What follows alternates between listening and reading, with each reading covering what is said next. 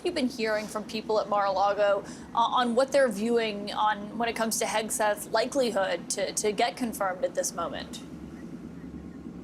It's a mix, Caitlin. I mean, there are some people who are more optimistic than others. Most people in Trump's orbit do not think that this is looking like a likely prospect that Pete Hegseth survives. Just because if you look at this litany of things that he is talking about, number one, these stories have been hanging out for a number of days. Trump has been complaining privately to people that he feels like Hegseth should have been more upfront with him, that he gave him opportunities, that he, no, I don't know whether that's true, but that's what Trump is saying.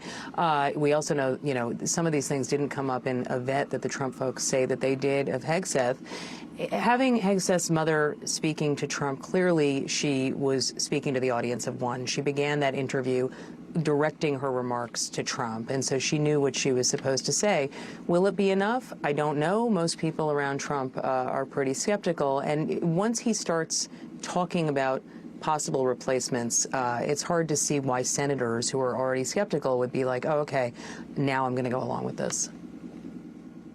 Yeah, there was another moment today that seemed like speaking to an audience of one. It was in Hegseth's interview where he was comparing what's happening right now to another brutal confirmation battle that Trump is very familiar with. Listen to what he told Megyn Kelly. Do you think you're being Kavanaugh'd right now? I had a member not 45 minutes ago look me in the eye in private, just he and I, and say, that's what they're trying to do to you. That's what they're trying to do to you. That's their playbook. Get ready for more. We saw what happened, but guess what happened?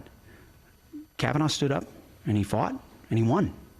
And hopefully Republicans have learned that lesson. And Trump stood by him. And Trump stood by him. Now, Hegseth says today that Trump told him, to keep fighting. But I guess my question was, how often have we heard that from someone before, right before they lose the support of Trump? We've heard it a lot, Caitlin, to your point. I would also just say these aren't the same circumstances. With Kavanaugh, the accusations were decades old. There was not a ton of real-time evidence. There was already a disposition among some senators to be against this. And Trump really put a lot of skin in the game on that one. That is a big difference here. Trump, as far as I know, is not making a ton of calls on Pete Hegseth's behalf. He's telling Pete Hegseth, go fight. And that's a little different than what we saw there. These allegations about Hegseth are much more recent. And they are much more detailed. And so, I think that Trump will say a lot of things, and some of them will be in conflict with one another. But at the end of the day, none of this is a great fact set for Hegseth. He could survive, but we'll see.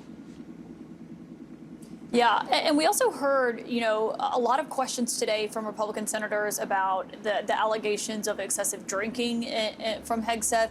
Senator Josh Hawley was another Republican who is today, typically is a very fierce supporter of Trump's, obviously in the Senate. But he said he was not sure about Trump's plan forward. Listen to what he had to say.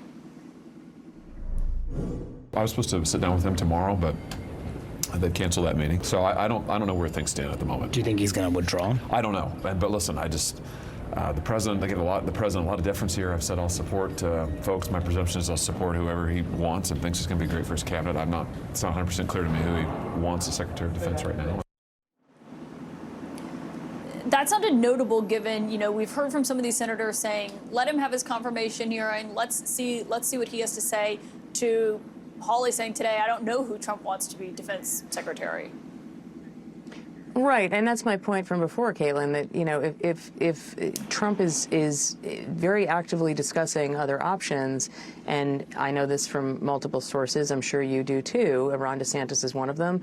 Other people would like to see Mike Waltz. It would still be sort of mind-boggling if Ron DeSantis does get chosen and Trump does pull the rug out from under Hegseth, because you will just hear a replay of all of these things that DeSantis said about Trump in their primary, including about Trump's first indictment in Manhattan and the trial related to a hush money payment to a porn star. Putting all of that aside, Trump is sending signals to these senators, again, I'm not really committed on this. Until he starts really working the phones on this himself, it sort of leaves Hegseth dangling there.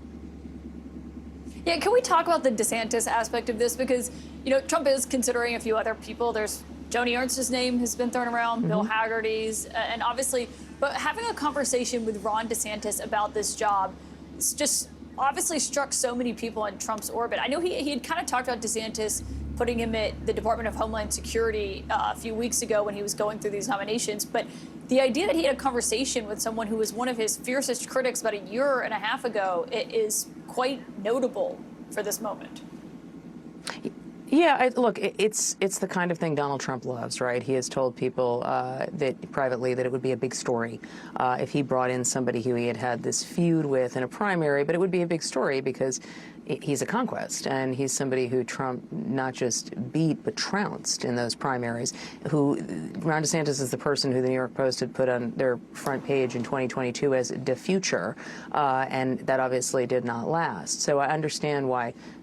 For Donald Trump, who we know likes this kind of a narrative about people falling in line with him, this is appealing. And DeSantis, would, I'm sure, get easily confirmed. He fits a lot of the Trump agenda. He has, the same program that Trump has on what he wants for the military and fighting against what both call, the woke military and woke leadership. And I think you would see a lot of symmetry there.